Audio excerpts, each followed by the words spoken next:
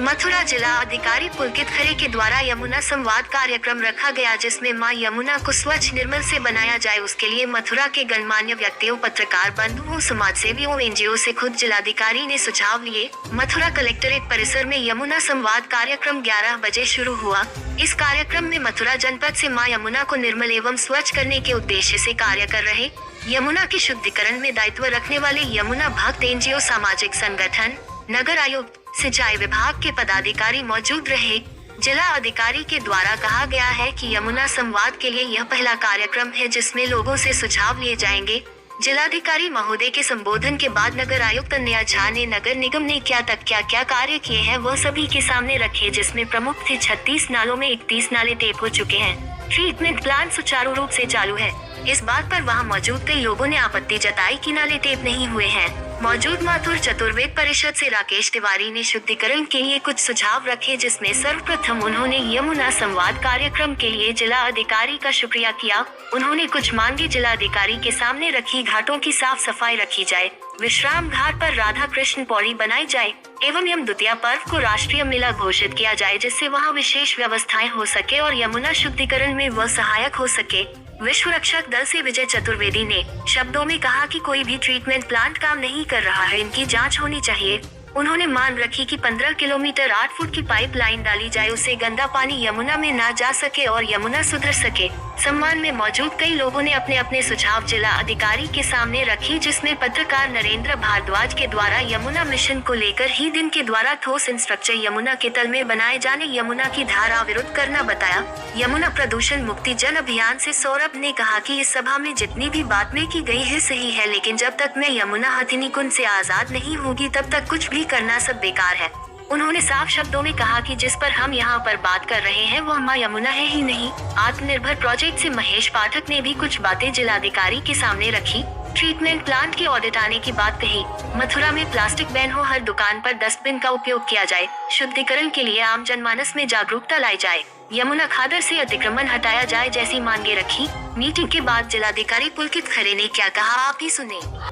कैसे मन में आया कि मुझे यमुना के लिए कुछ करना है?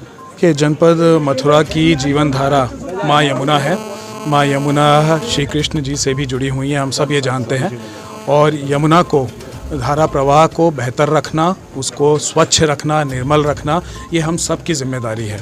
पिछले कुछ माह पहले जब मैंने जनपद में योगदान करा था, उसके बाद से मैं लगातार इन समस्याओं के बारे में आम जनमानस से बात कर रहा था, उनसे अवगत हो रहा था कि क्या क्या हम लोग बेहतर कर सकते हैं। मुझे ये ज़रूरत लगी कि हम सभी को एक प्लेटफॉर्म पे आना चाहिए। कई एनजीओज़ हैं जो इस दिशा में अच्छा काम कर रहे हैं, हमारे कई समाज सेवी हैं, कई प्रबुद्ध जन हैं जो इसके बारे में अपनी राय रखते हैं, लेकिन उनके पास राय रखने का कोई प्लेटफॉर्म नहीं था। हमारे मीडिया के कई साथी हैं जो इसी जनपद से हैं और वो भी माँ यमुना की स्वच्छता को लेकर चिंतित रहते हैं। तो एक ये शुरुआत यमुना संवाद के माध्यम से हमने एक आज करी है। प्रशासन का ये शुरुआत है कि हम लोग पहले समस्याओं को जानें, कुछ जानने के बाद सकारात्मक माहौल में किस तरीके से जन सहभागिता को जोड़ते हुए, सभी लोगों को इस मिशन से जोड़ते हुए ज़मीन पर उतरें। अगर एसटीपीज़ के संचालन में कोई कमियां हैं तो उसको दूर कराएं। अगर किसी प्रकार से स्वच्छता का एक अभियान मिसिंग है तो उसको चलाया जाए। अगर नमामि गंगे के माध्यम से कुछ फंड्स की आवश्यकता है तो उसको प्राप्त करा जाए। मतलब जिस भी तरीके से हम लोग माँ गंगा यमुना के प्रवाह को बेहतर कर सकते हैं, शुद्धिकरण की ओर बढ़ा सकते हैं, उसको करने का एक मकसद अपनाना है।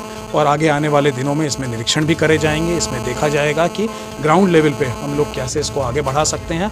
लगातार इसमें जन सहयोग लिया जाएगा और सरकार की भी जो योजनाएं हैं उनसे भी इसको जोड़ते हुए माँ यमुना के शुद्धिकरण के लिए काम किया जाएगा।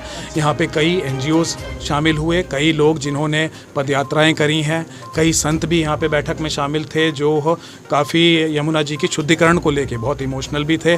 कई हमारे पत्रकार बंधु थे जिन्होंने बहुत वाजिब सजेशन दिए। मुख्य बातें जो उभर कर आई हैं वो एसटीपीज़ का संचालन है। 2 एसटीपी और बनने हैं।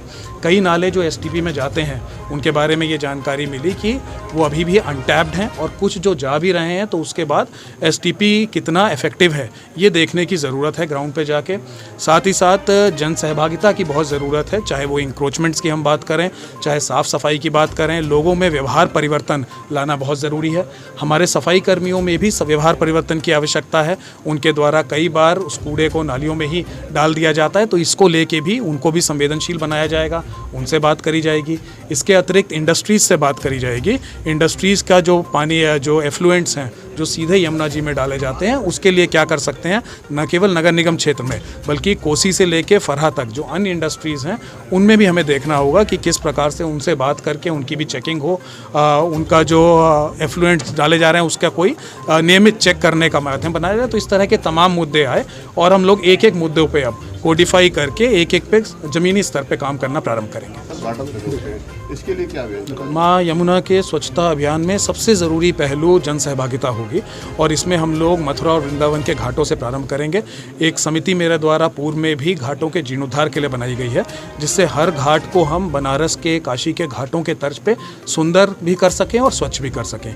साथ ही साथ जो घाटों से लगे हुए हमारे वार्ड हैं, जो हमारी कॉलोनीज़ वहाँ पर लगी हुई हैं, वहाँ पर हमें एक जागरूकता की विशेष मुहिम चलानी होगी। जो हमारे श्रद्धालु घाटों पे आ रहे हैं वो आचमन करने योग्य जल प्राप्त कर सकें, ये हम लोगों को इसके लिए कर्मठ होना पड़ेगा। घाटों पे जो हमारे सफाई कर्मी हैं उनकी अगर संख्या बढ़नी है तो वो कैसे बढ़ाई जाए, कुछ डस्टबिन्स का अतिरिक्त प्रयोग घाटों पे होना चाहिए, उसकी व्यवस्था करी जाएगी। तो घाटों से ही शुरुआत हम लोग करेंगे, जिससे घाटों को बेहतर बना सकें और तदुपरांत जो अन्य क्षेत्र भी जो माँ यमुना से लगा हुआ है उसको भी स्वच्छ करा जाए।